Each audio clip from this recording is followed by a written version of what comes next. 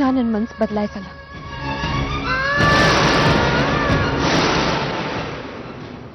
ಇದಕ್ಕಿಂತ ಜಾಸ್ತಿ ನನಗಿನ್ನೇನು ಹೇಳಕ್ಕಾಗಲ್ಲ. ರಾಧಿಕಾ, ಸ್ವಲ್ಪ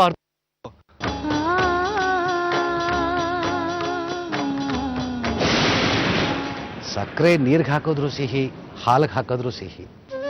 ಸಕ್ಕರೆ ಸ್ವಭಾವನೇ ಹಾಗೆ. ಗುರುಗಳೇ, ನಮ್ಮ ರಾಧಿಕಾ ಸ್ವಭಾವನೂ ಹಾಗೆ.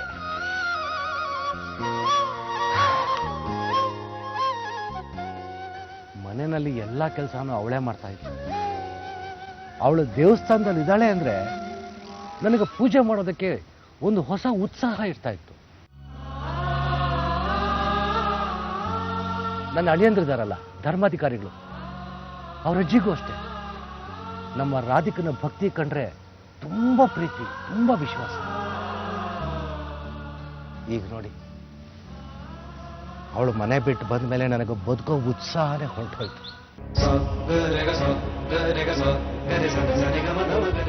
ಗುರುಗಳೇ,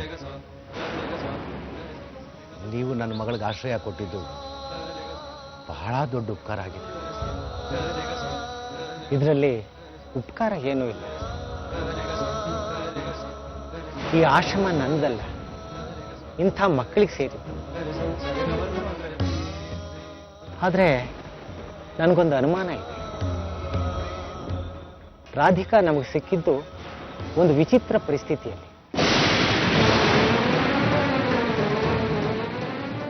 ಅವಳು ಸಿಕ್ಕಿದ್ದು ಈ ನದಿ ನೀರಿನ ಪ್ರಜ್ಞೆ ತಪ್ಪಿ ಬಿದ್ದಿದ್ದು.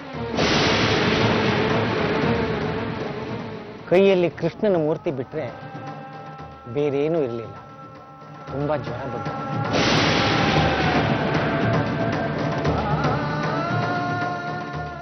ಅವಳಿಗೆ ಇಂಥ ಪರಿಸ್ಥಿತಿ ಯಾಕೆ ಬಂತು? ಮನೆ ಬಗ್ಗೆ ನಾವು ವಿಚಾರಿಸಿದಾಗಲೂ ಅವಳು ಸರಿಯಾದ ಉತ್ತರ ಕೊಡ್ಲಿಲ್ಲ. ಗುರುಗಳೇ, ಆ ದೇವರು ತನ್ನ ಭಕ್ತರಿಗೆ ಏನೇನೋ ಕಷ್ಟಗಳು ಕೊಟ್ಟು ಕಾಡ್ತಾನೆ ಅಂತ ಕೇಳಿದ್ದೆ. ನಮ್ಮ ರಾಧಿಕನಿಗೂ ಹಾಗೆ. ನನ್ನ ಮನೆಯಲ್ಲಿ ಏನೇನೋ ಅನಾಹುತಗಳಾಗೋಯ್ತು.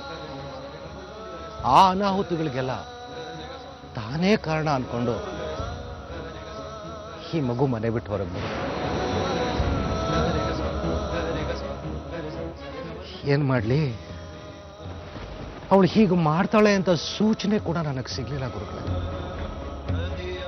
ಅಲ್ಲಿ ನೋಡಿ, ಅವಳೇ ಬಂದು.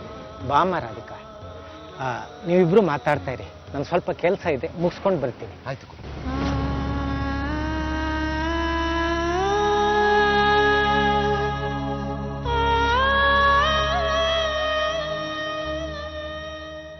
ಕುಸೆ, ನೀನ್ ಇಲ್ಲಿದ್ಯಾ ಅಂತ ಕೇಳಿ ಅಮ್ಮ ತುಂಬಾ ಸಂತೋಷ ಪಟ್ಲಮ್ಮ. ನೀನ್ ಮನೆಗೆ ಬರ್ತೀಯ ಅಂತ ಅವಳು ಕಾಯ್ತಾ ಇದ್ದಾಳೆ. ಬಾ, ಮನೆಗೆ ಹೋಗೋಣ. ಇವತ್ತು ಎಲ್ಲರೂ ಒಟ್ಟಾಗಿ ಕೂತೂಟ ಮಾಡೋಣ. ಬಕಂತ. ಅಪ್ಪ, ನಾನು ಯಾವ ಜನ್ಮದ ಪುಣ್ಯನೋ ಏನೋ, ನಾನು ನಿಮ್ಮ ಆರೈಕೆನಲ್ಲಿ ಬೆಳೆದೆ. ಆದ್ರೆ ಈಗ ಈ ಆಶ್ರಮನೇ ನನ್ನ ಮನೆ.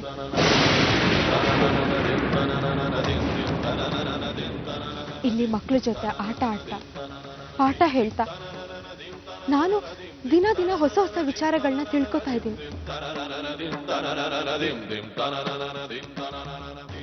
ನನಗಿಲ್ಲಿ ಯಾವ ಕೊರತೆನೂ ಇಲ್ಲ ಅಪ್ಪ. ನಾನಿಲ್ಲಿ ತುಂಬಾ ಸಂತೋಷವಾಗಿದ್ದೀನಿ. ಮಗು, ಬೇರೆ ಯಾವುದೇ ಸಂದರ್ಭ ಆಗಿದ್ರು ನೀನ್ ಎಲ್ಲ ಮಾತುಗಳಿಗೆ ನಾನು ಅಂತ ಇದ್ದೆ. ಆದ್ರೆ ನೀನು ನನ್ನ ಮನೆ ಬಿಟ್ಟು ಬಂದಿದ್ದು ನಿನಗೆ ಕಷ್ಟ ಆಯ್ತು. ನನ್ನ ಮನೆಯಲ್ಲಿ ನಿನಗೆ ಆಗಬಾರ್ದು ಅನ್ಯಾಯ ಎಲ್ಲ ಆಯ್ತು. ನಿನಗೆ ಸಿಗಬೇಕಾದ ಸ್ಥಾನಮಾನ ಸಿಗ್ಲಿಲ್ಲ ಅನ್ನೋ ಕಾರಣಕ್ಕೆ ತಾನೇ ಅಮ್ಮ ನೀನು ಬಂದು ಇಲ್ಲಿರೋದು? ಹಾಗಲ್ಲಪ್ಪ, ನನ್ಗೆ ಆ ಮನೆ ಒಂದು ಪವಿತ್ರವಾದ ಸ್ಥಳ. ಆ ಮನೆನ ನಾನು ಸಾಯೋ ತನಕ ಮರೆಯಕ್ಕಾಗಲ್ಲ. ಆದ್ರೆ ನಾನು ಅಲ್ಲಿದ್ಕೊಂಡು ಹೀಗೆ ಜೀವನ ಮಾಡೋದಕ್ಕಾಗ್ತಿತ್ತ?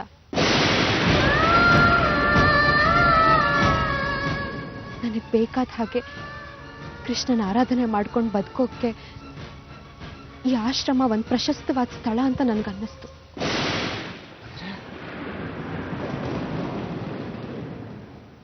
ಅಂದ್ರೆ ನೀನು ಯಾವತ್ತೂ ನಮ್ಮ ಮನೆಗೆ ವಾಪಸ್ ಬರೋದೇ ಇಲ್ವೇನಮ್ಮ? ನನ್ನನ್ನ ನಿಮ್ಮಮ್ಮನ ಎಲ್ರನ್ನೂ ಬಿಟ್ಟು ಹೀಗೆ ದೂರ ಇರ್ತೀಯ ನೀನು? ನೋಡ್ಕೂಸೆ, ನೀನು ಇಲ್ದೇ ಇರೋ ಮನೆ ಅದು ಮನೆ ಅಂತ ನನಗೆ ಅನ್ನಿಸ್ತಾನೆ ಇಲ್ಲಮ್ಮ.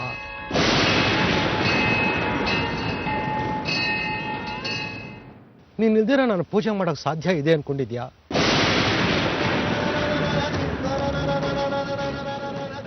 ಆಗ್ತಾ ಇಲ್ಲ.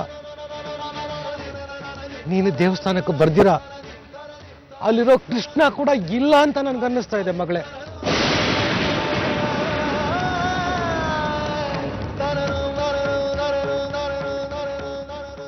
ಅಂದ್ರೆ ನಿನ್ನ ಅಭಿಪ್ರಾಯದಲ್ಲಿ ನಿನ್ನ ಬಗ್ಗೆ ತೀರ್ಮಾನ ತಗೊಳ್ಳೋದಕ್ಕೆ ನಿನ್ನೊಬ್ಬಳ ಕೈಲೇ ಸಾಧ್ಯ ಅಂತ ತಿಳ್ಕೊಂಡಿದ್ಯಮ್ಮ?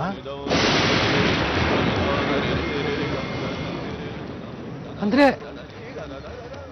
ನಿನ್ನ ಪಾಲ್ಗೆ ನಾವೇನೂ ಅಲ್ಲ.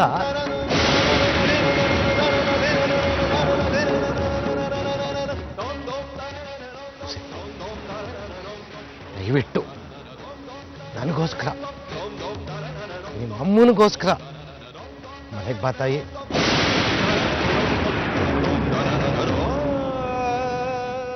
ನಿನಗೆ ಕೈ ಮುಗಿದು ಕೇಳ್ಕೊಳ್ತೀನಿ ಕಡೆಮ್ಮ, ದಯವಿಟ್ಟು ಮನೆಗೆ ಬಾ.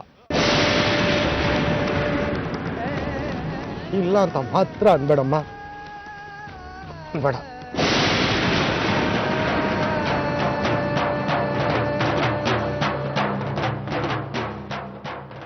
ಗುರುಗಳಿಗೆ ಹೇಳಿ ಮನೆಗೆ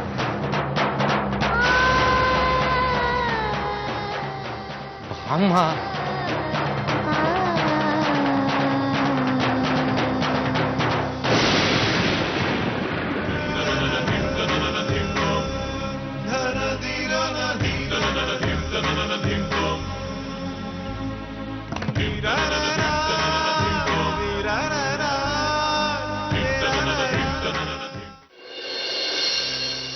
ನಿಮ್ ಕಾಂಟ್ರಾಕ್ಟ್ ರೆಡಿ ಇದೆ, ಒಂದ್ಸಲ ನೋಡ್ಕೊಂಡ್ಬಿಟ್ಟು ಸೈನ್ ಮಾಡಿ.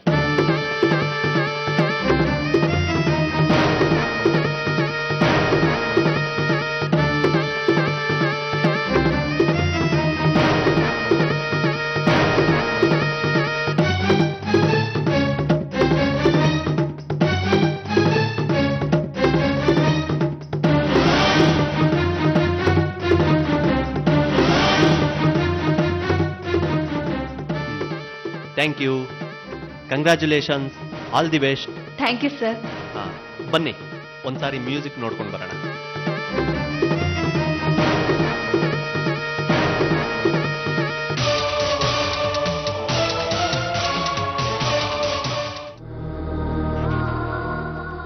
ಇದು ನನ್ನ ಕೋಣೆ ಅಪ್ಪ, ಈಗ ಬಂದೆ. ಆಯ್ತು.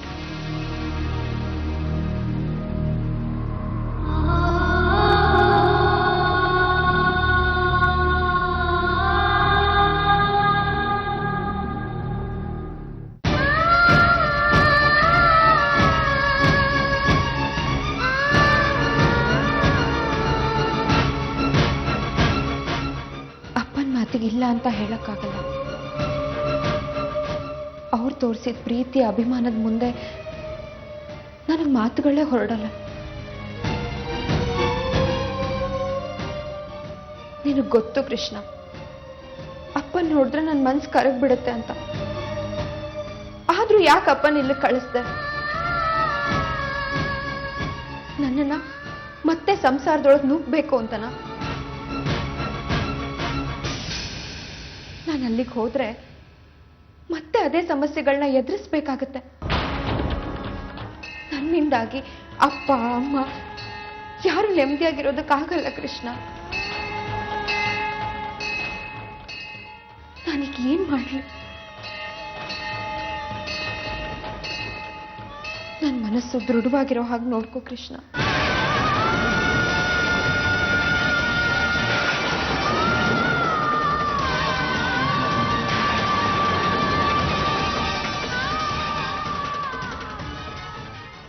ಶಾಸ್ತ್ರಿಗಳೇ, ಮಾತಾಜಿ, ಅವತ್ತು ನಿಮ್ಮ ಆರೋಗ್ಯ ಸರಿ ಇಲ್ಲ, ಆಸ್ಪತ್ರೆ ಸೇರಿದ್ದೀರಾ ಅಂತ ಗೊತ್ತಾದ ತಕ್ಷಣ ರಾಧಿಕಾ ತುಂಬ ದುಃಖಪಟ್ಲು. ನಿಮ್ಮನ್ನು ನೋಡಬೇಕು ಅಂತ ಇಲ್ಲಿಂದ ಹೊರಟಳು. ಮತ್ತ್ಯಾಕೆ ಬರಲಿಲ್ಲ?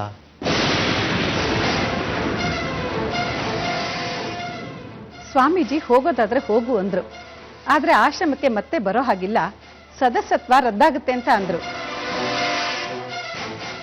ನೀನು ಯಾವ ಕಾರಣಕ್ಕೆ ಮನೆ ಬಿಟ್ಟು ಬಂದ್ಯೋ, ಈಗಲೂ ನಿಮ್ಮ ಮನೆ ಪರಿಸ್ಥಿತಿ ಹಾಗೇ ಇದೆಯಾ ಅಂತ ಕೇಳಿದ್ರು.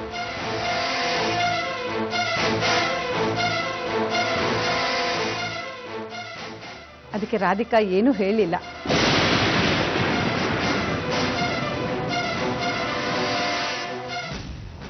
ನೀವು ಅವಳನ್ನು ವಾಪಸ್ ಕರ್ಕೊಂಡು ಹೋಗೋದಕ್ಕೆ ಬಂದಿರೋದನ್ನು ನೋಡಿದ್ರೆ ನಿಮ್ಮ ಮನೆ ಪರಿಸ್ಥಿತಿ ಬದಲಾಗಿರ್ಬೋದು ಅಂದ್ಕೊಂಡಿದ್ದೀನಿ. ಮನೆ ಸಮಸ್ಯೆ ಬಗೆಹರಿದಿದೆ, ನಿಮ್ಮ ಮನೆ ಪರಿಸ್ಥಿತಿ ಹಿಂದಿನ ಹಾಗಿಲ್ಲ ಅನ್ನೋದಾದ್ರೆ ರಾಧಿಕನ್ನ ನೀವು ಇಲ್ಲಿಂದ ಖಂಡಿತ ಕರ್ಕೊಂಡು ಹೋಗಬಹುದು. ರಾಧಿಕಾ ಈ ಆಶ್ರಮದಲ್ಲಿ ಮಕ್ಕಳ ಜೊತೆ ಆಟದಲ್ಲಾಗ್ಲಿ ಪಾಠದಲ್ಲಾಗ್ಲಿ ಜಪತಪಗಳಲ್ಲಾಗ್ಲಿ ತುಂಬಾ ಶ್ರದ್ಧೆಯಿಂದ ಇರ್ತಾಳೆ.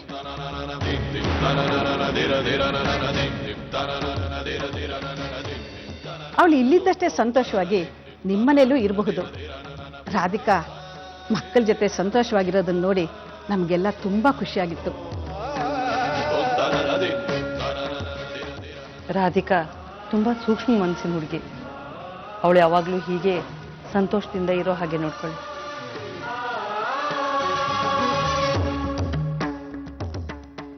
ಇದು ನಮ್ಮ ವಿನಂತಿ. ಹೀಗೆ ಹೇಳಿದೆ ಅಂತ ಬೇಜಾರು ಮಾಡ್ಕೋಬೇಡಿ. ಮಕ್ಕಳು ಊಟದ ತಯಾರಿ ಮಾಡಬೇಕು, ನಾವಿನ್ನು ಹೊರಡ್ತೇವೆ.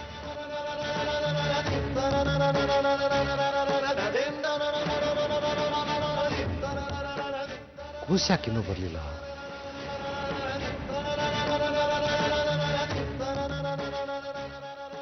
ಕೂಸೆ,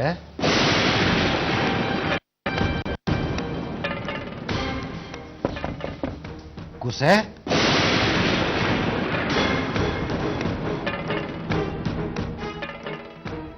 ರಾಧಿಕಾ, ಕೂಸೆ,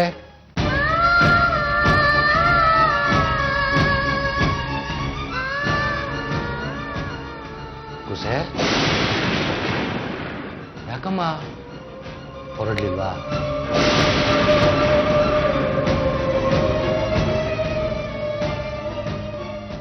ಯಾಕೆ ಕೂಸೆ?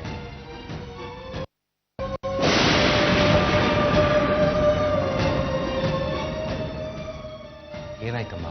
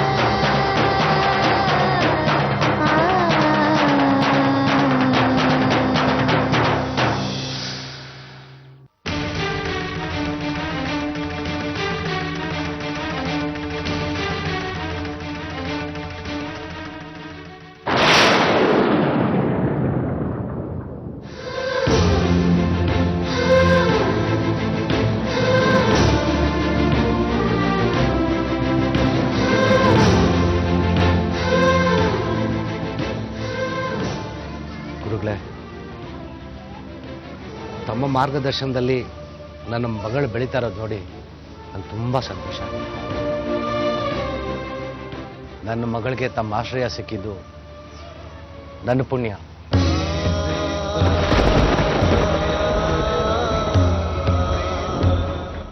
ಈ ಋಣ ತೀರಿಸೋದಕ್ಕೆ ಯಾವತ್ತಾದರೂ ಯಾವುದೇ ರೀತಿಯಲ್ಲಿ ಅವಕಾಶ ಸಿಕ್ಕಿದ್ರು ನಾನು ಧನ್ಯ ಗುರುಗಳೇ. ರಾಧಿಕಾ ಈ ಆಶ್ರಮಕ್ಕೆ ಬರಬೇಕು ಅನ್ನೋದು ಆ ಕೃಷ್ಣನ ಆಸೆ ಆಗಿತ್ತು ಅನ್ಸುತ್ತೆ. ಹಾಗಾಗಿ ನಿಮ್ಮ ಸೇವೆ ಸಲ್ಲಬೇಕಾದ್ದು ಅವನಿಗೆ ಹೊರತು ನನಗೂ ಅಲ್ಲ, ನಮ್ಮ ಆಶ್ರಮಕ್ಕೂ ಅಲ್ಲ.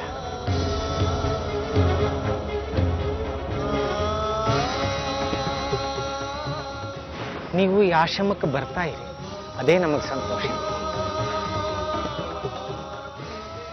ಅಪ್ಪ, ನನ್ಗೇನು ಹೇಳಬೇಕು ಅಂತಾನೆ ಗೊತ್ತಾಗ್ತಿಲ್ಲ. ನನ್ನ ಇಡೀ ಜೀವನನೇ ನಿಮ್ಮ ಆಶೀರ್ವಾದದ ಫಲ.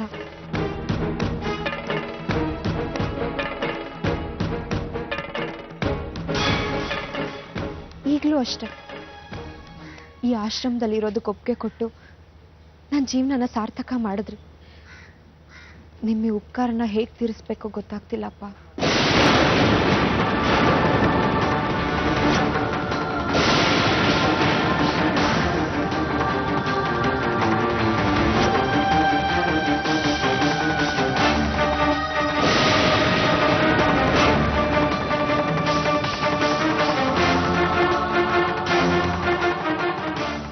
ನಾನು ಋಣಿಯಾಗಿರ್ತೀನಿ.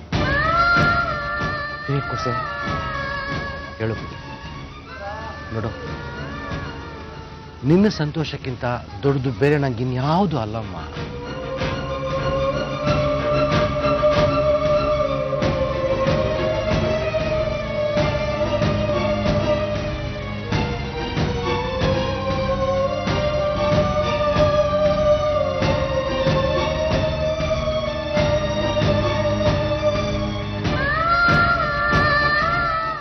ಇವತ್ತೇನೋ ಬರಲ್ಲ ಅಂತ ಹೇಳಿ ಅಪ್ಪ ಒಪ್ಪುವಾಗ ಮಾಡಿದ್ಯಾ? ಆಯ್ತು,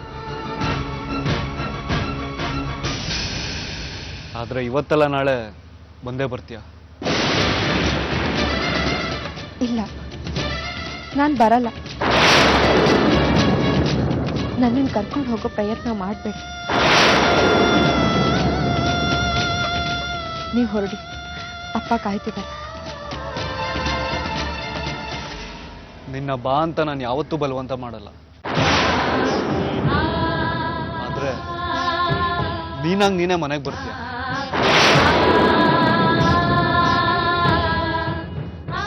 ಆ ಕೃಷ್ಣನ ಇಚ್ಛೆಗೆ ವಿರುದ್ಧವಾಗಿ ಯಾರಿಂದನೂ ಹೋಗಕ್ ಸಾಧ್ಯ ಇಲ್ಲ.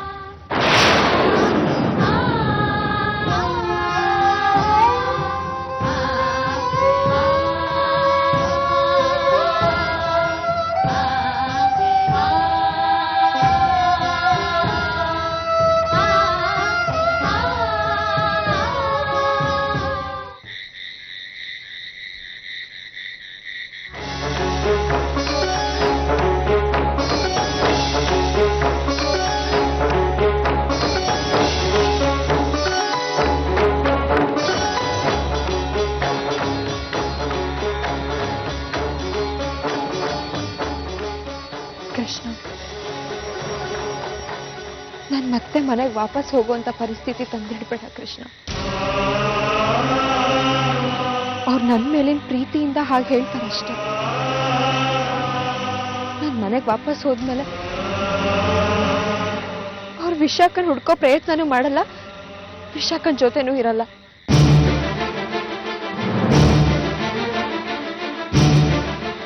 ವಿಶಾಖ ಎಲ್ಲೇ ಇದ್ರೂ ವಾಪಸ್ ಬರಲ್ಲ. ಅಪ್ಪ ಅವಳ ಮೇಲೆ ಕೋಪ ಮಾಡ್ಕೊಳ್ದೆ ಅವಳನ್ನ ಕ್ಷಮಿಸಿ ಪ್ರೀತಿಯಿಂದ ಅವ್ರ ಜೊತೆ ಕಳಿಸ್ಲಿ.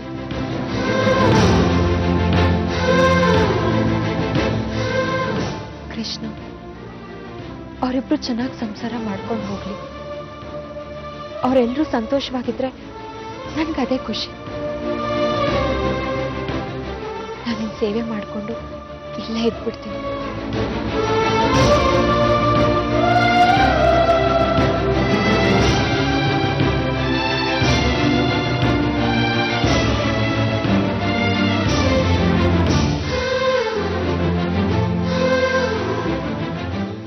ರಾಧಿಕಾ, ನೀನು ಸಾಧಾರಣ ಹುಡುಗಿ ಅಲ್ಲ ಮಗು. ದೃಢ ಮನಸ್ಸಿನವಳು, ಸರಿ ತಪ್ಪು ವಿವೇಚನೆ ಮಾಡಿ ನಿರ್ಧಾರ ತಗೊಳ್ಳೋಳು. ಭಕ್ತಿಯಲ್ಲಾಗ್ಲಿ ನಡೆನುಡಿಯಲ್ಲಾಗ್ಲಿ ಆಶ್ರಮದ ಹೆಣ್ಣು ಮಕ್ಕಳಿಗೆಲ್ಲ ಮಾದರಿಯಾಗಿರೋಳು. ನೀನೇ ಹೀಗೆ ದುಃಖ ಪಟ್ರೆ ನಾನು ಏನ್ ಹೇಳಿ ಹೇಳು?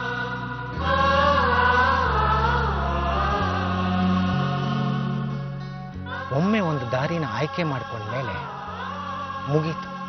ಕಷ್ಟನೋ ಸುಖನೋ ಆ ದಾರಿಯಲ್ಲೇ ಮುಂದೆ ಹೋಗ್ಬೇಕು. ಜೀವನ ಒಮ್ಮುಖದ ಹಾದಿ. ಏನೇ ಆದರೂ ಮುಂದೆ ಹೋಗ್ಬೇಕೇ ಹೊರತು ಹಿಂದೆ ಹೋಗೋಕೆ ಸಾಧ್ಯ ಇಲ್ಲ.